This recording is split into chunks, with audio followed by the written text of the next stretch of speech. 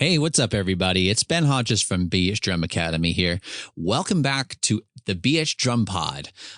This is episode number 8, and today we're talking about how to get faster playing the drums. And this is like every drummer's big dream. Even me, I've had this big dream for the longest time to be like the best drummer in the world and being the fastest drummer in the world and being the guy that everyone go ooh and ah at every time I play the drums. Or I would imagine myself being in this big stadium and having this epic long solo where I would be the fastest drummer and have the coolest chops, and it would be amazing, and I would be considered a god among all drummers. Now, this is, to me, a big fantasy. It's not anything more than that.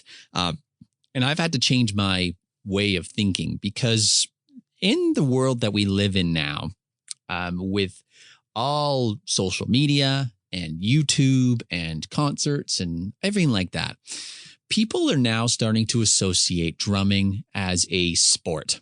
It's very impressive, all the stuff you see out there, whether, again, on the social media platforms or YouTube, because people are showing off their impressive skills of being very, very fast on the drums. And somehow we now associate being fast as being a good drummer.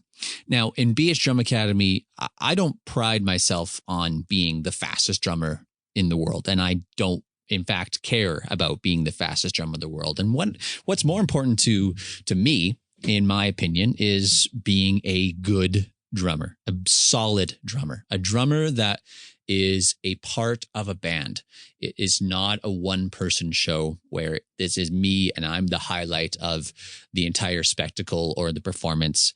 I know there are some artists out there who are that. For example, Neil Peart, who often, if you've ever been to a Rush concert or have been lucky to, he is well known for putting on a huge spectacle of performances.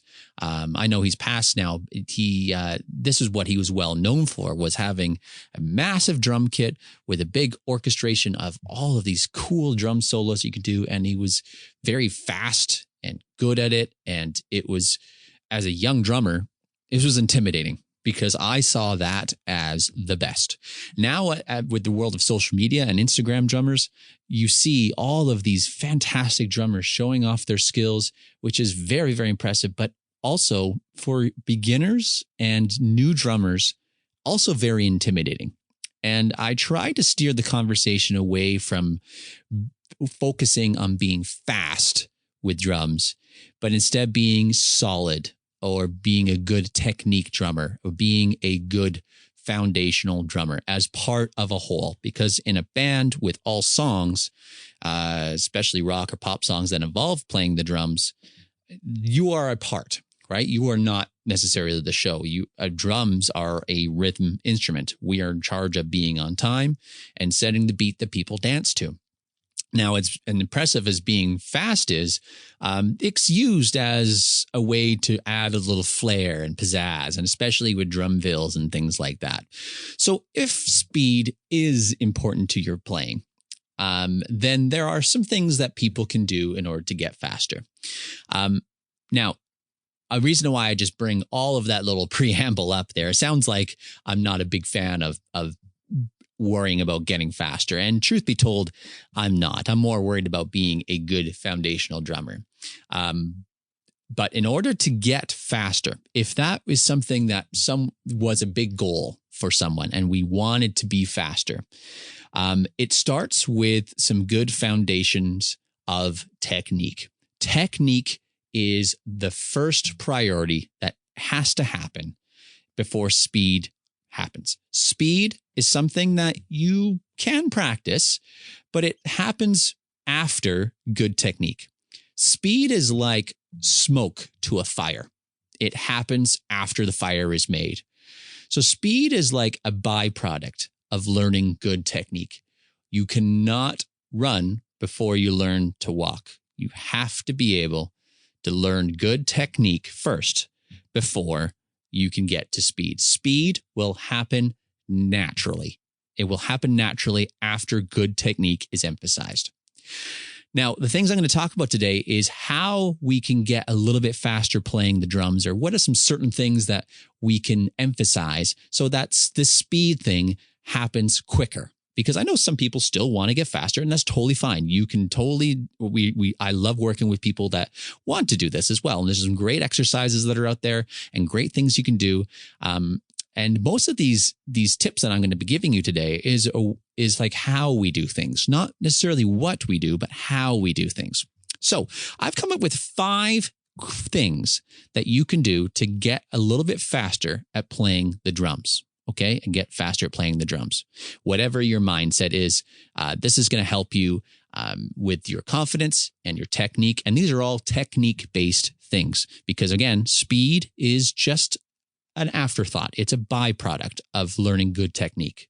Okay, it is very unreasonable to go fast right off the bat, and where we learn sloppy technique. What a big mistake that lots of drummers do is they go way too fast first. They go way too fast and they're learning bad techniques because their muscles are all tensed up and they're trying so hard. They're gripping the sticks too much. They're flexing their arms too much in their shoulders, and it's all tight, restrictive movements. They're not utilizing the bounce of the drumstick, and it reinforces really sloppy technique. So this is why I created these 5 things to reinforce this. So let's start. Some 5 things how we can get a little bit faster at playing the drums. Number 1 is practicing on soft surfaces. Very often you can, instead of using a practice pad to practice your rudiments and some of the drum fills that you do, you can actually use a soft surface. Like you could ball up a towel or use a pillow or fold over a blanket and do your rudiments on a pillow or a soft surface. The rebound that a drumstick will have on a pillow or soft surface will be pretty much zero. The drumstick will not bounce very well versus like a drum or a practice pad. Lower tuned drums often don't bounce back very easily as well. Lots of people struggle to go faster on lower tuned drums like a floor tom, for example, versus a rack tom. It's harder to go faster on a floor tom because it's lower tuned. It's not tightened very much. So when you hit it, the rebound of the stick is not going to be very much. So by practicing on softer surfaces like a pillow or a blanket or a towel, and you can even do this on a floor tom if you want to, a low bounce or softer surface, your muscles are going to be working a little bit harder to get the work done. So this is going to be a strengthening exercise, and you're actually going to be using the muscles in your wrists, in your hand, and your fingers to try and get that stick to rebound on purpose, even though it won't bounce very much. So that's something that lots of people will do and practice with is on soft surfaces. There's even some types of drum pads and practice pads that are out there, or drum mutes, where you can put them on the drums you have and it deadens the sound, or it deadens the amount of, I guess, rebound that there is. I couldn't think of that word for a second there. Number 2, slow down first and then speed up. This is kind of like working with the mentality of we have to learn to walk before we run. So as I mentioned before, lots of people make the mistake of going way too fast, too quickly. And they end up tensing their muscles a lot and flexing too much, squeezing their drumsticks too tight. And they often will tense up and reinforce bad techniques.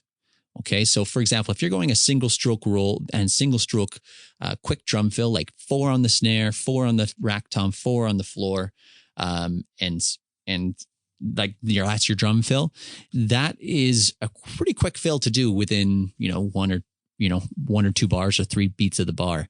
So you have to be able to slow it down first and then speed up. We always want to play with good technique first. That's our priority. So what does that good technique look like or feel like? It feels like relaxed fingers. It feels like good bouncing of the drumstick.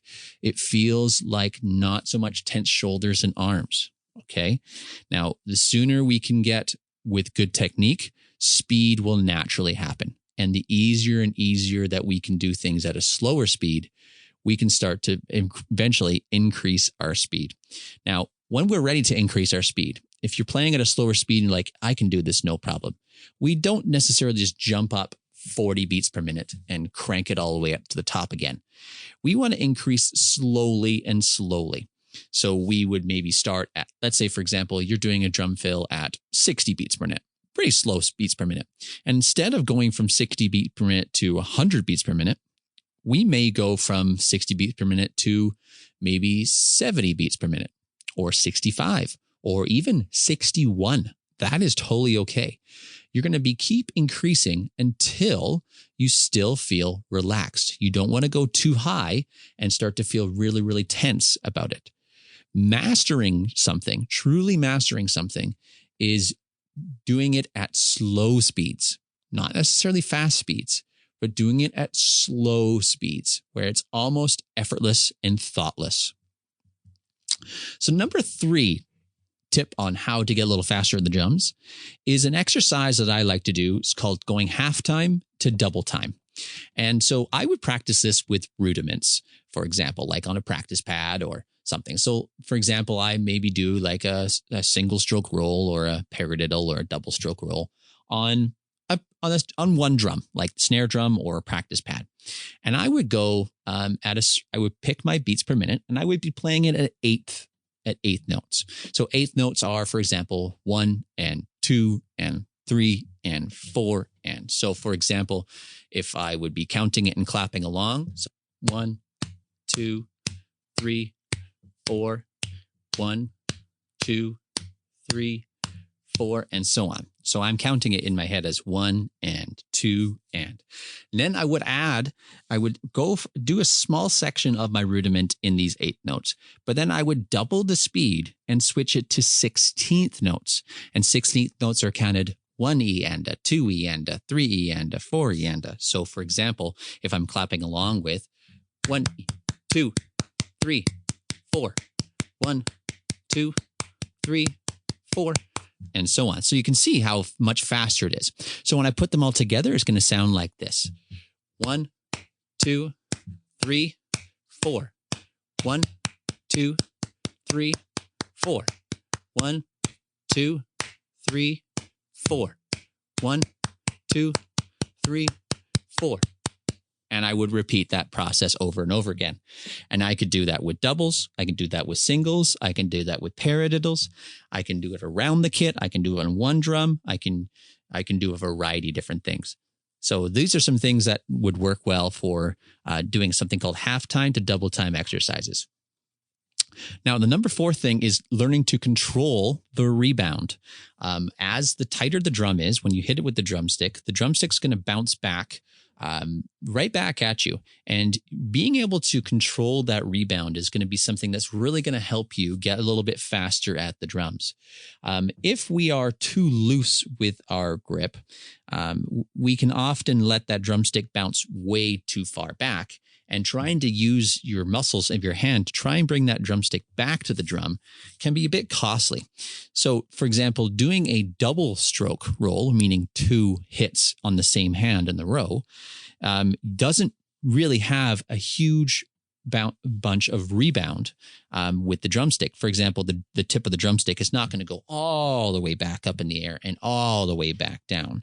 The drumstick tip will actually stay pretty low to the drum versus a single stroke where that drumstick tip can go all the way back. So using the rebound can actually be very, very helpful. If we can control that rebound to keep the drumstick tip low to the drum skin so that it can be ready for the next hit. That is something that is going to be really good. Now, you can do this by doing lots of one-handed exercises, trying to do one-handed exercises using a French grip, using nothing but your fingers, trying to get the drumstick to bounce up and down in a row, trying to control that rebound. Or so, for example, you could just do single hits in a row using your right hand only. So, right? Just using one hand, try and use your fingers to that rebound. And then perhaps you did something different. You could do something like this, right? Where you're actually trying to get 2 quick hits in a row. Then you can switch to 3, right? And then you could go to 4. So you're trying to get to control that rebound using your fingers and using your wrists, at the same time trying to keep a nice loose grip, right? So learning to control the rebound is really important at trying to get a little bit faster. And the last thing, last tip number 5 is getting comfortable at your beats per minute threshold. What is a beats per minute threshold? Well, it's the threshold, or it's like the barrier or like the line where you can work your way up to with speed. But as soon as you go a little faster than it, you start to tense up a little bit. So let's say, for example, you are able to play a single stroke roll really well at 140 beats per minute. But when you get to 145 beats per minute, you notice that your hand starts to tense up a little bit. Your muscles start to tense up a bit. You feel a bit tighter. And the sound that your drumsticks make is a little uneven. You're not able to perform pretty much as well as you would like to be. You know that you are at a comfortable beats per minute and you're successful at it if you can do it with good technique and your body is relaxed. Your hands must be relaxed. Your fingers must be relaxed. Your shoulders and your posture is not too tense. You're not tensing up as you play. So it is perfectly okay. And if anything, it's good for your body to always practice below that threshold.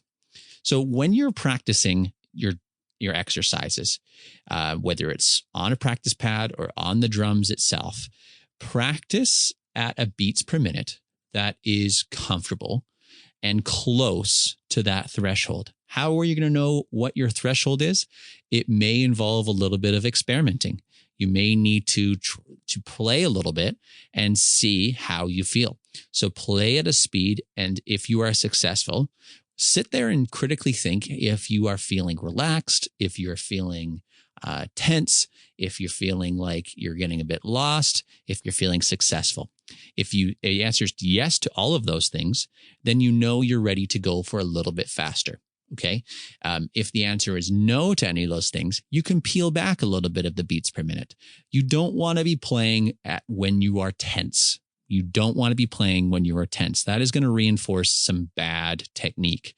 So remember, you're trying to play when you are comfortable.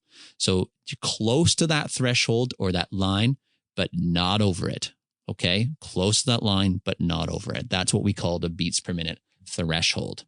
Okay. So I've given you 5 things that you can think about. If someone wants to get faster at playing the drums. Number 1 was practicing on soft surfaces like a pillow or a towel in order to work up your wrist strength.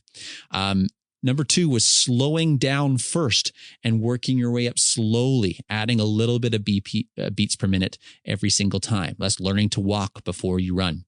Number 3 was a type of exercise where you start half time and then go double time and go back and forth between the two. So for example, 8th notes and 16th notes. You can even go quarter notes and 8th notes. Okay. Quarter notes, 8th notes, and 16th notes. If you want to do 3, that would be fine too. Number 4 is controlling the rebound, learning how to control the rebound and making it a tool you can use, not something that is never practiced. Controlling that rebound and trying to use it to your advantage. And number 5 is getting comfortable at your beats per minute threshold, okay, or that line where you're close to but not over. If you go over that faster than that beats per minute threshold, you're going to start to feel tense and tight, and we don't want that. We want to be nice and relaxed. I hope this has been helpful, and it's a really great conversation to have and think critically about. But remember, this is about what your perspective is of success is, or what do you consider to be a good drummer? We've been often brainwashed a little bit with social media and watching and comparing others to seeing great drummers out there. And as impressive as it all is, don't let that intimidate you and learning the drums. Work on being a good drummer first. Good drummer first. Technique first. And if speed is important to you, you want speed, just remember that working on your technique first, speed is a byproduct of learning good technique. If you want to discuss it any further or want some questions or exercises, anything about it, feel free to reach out to me on bhdrumacademy.com. You can find me on Instagram, bhdrumacademy on Instagram. You can find me on Facebook, BH Drum Academy Canada, or you can email me at bhdrumacademy@outlook.com. That's bhdrumacademy@outlook.com. Thank you very much for listening, and I'll talk to you in the next episode. Bye-bye.